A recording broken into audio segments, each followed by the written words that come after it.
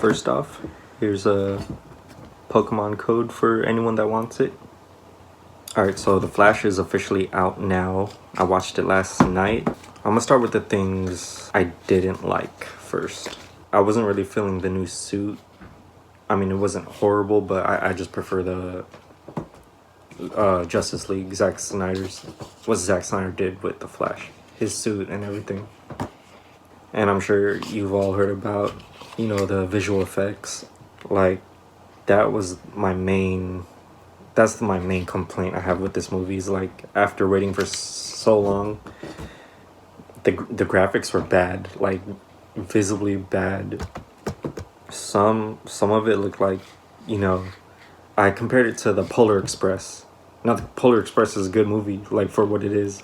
But I didn't want to see those graphics in this movie, And the cameos, it was cool seeing these people, these versions of different characters, but really they just used, like, their likeness. Like, okay, for obviously some people you can't get them in, but yeah, again with the graphics, it was just not good. It didn't take me out of it, but it was just noticeable, And I wasn't really feeling Batfleck in this movie, and I really like him as Batman, but in this one he just seemed different, even in the way he spoke, like the way he acted too.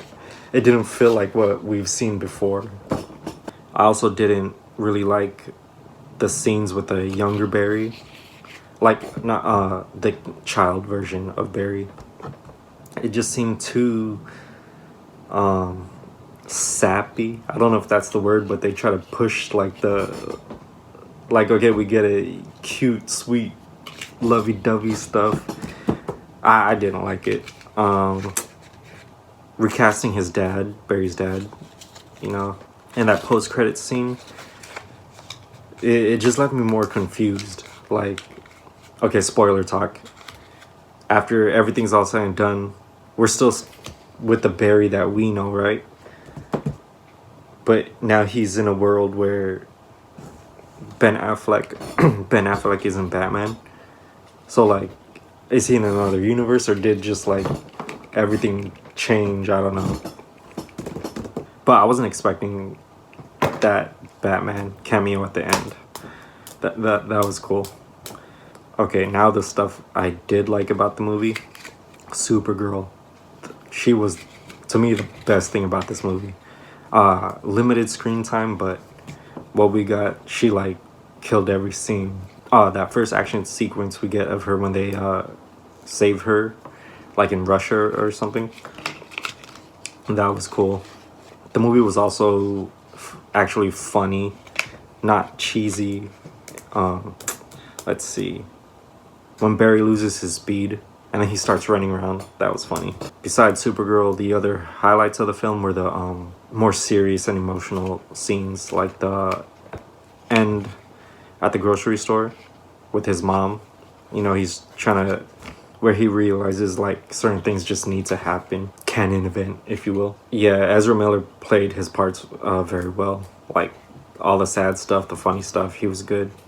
And the movie's like 2 hours, 20 minutes long, but not once did I feel bored, so that was good. Michael Keaton, obviously, as Batman. That theme music. I didn't like when they first showed him, like, see what his Bruce has become. But, no, he looked good still, like, in the suit looked cool. Good fighting sequences. But yeah, overall, it was a good movie to me. Enjoyable, that's all I asked for, Yeah, the graphics were just bad. Something you'd see on the CW, I've heard people say. Like, what Zack Snyder did with The Flash and the Speed Force and all that looked way better than what we got here. Besides all that, the graphics and stuff. Solid movie. I would personally get it when it's out on home media. Hopefully it gets a 4K release. I imagine it would. Solid 4 out of 5. That seems high, but I enjoyed my time in the theater, so that's it.